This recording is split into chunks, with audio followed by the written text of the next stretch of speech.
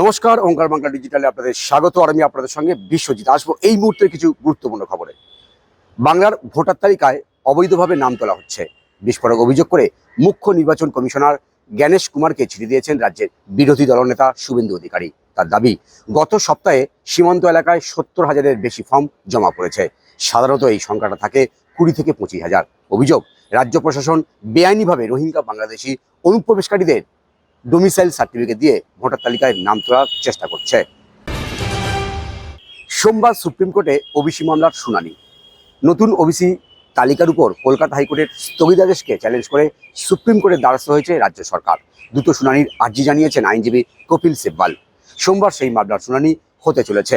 গত 17 জুন রাজ্যের ওবিসি তালিকার উপর স্থগিতাদেশ দেয় কলকাতা হাইকোর্ট।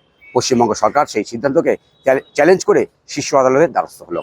এই ধরনের গুরুত্বপূর্ণ আপডেট পেতে অবশ্যই করে আপনার চোখ রাখুন ওঙ্কার বাংলা ডিজিটালে।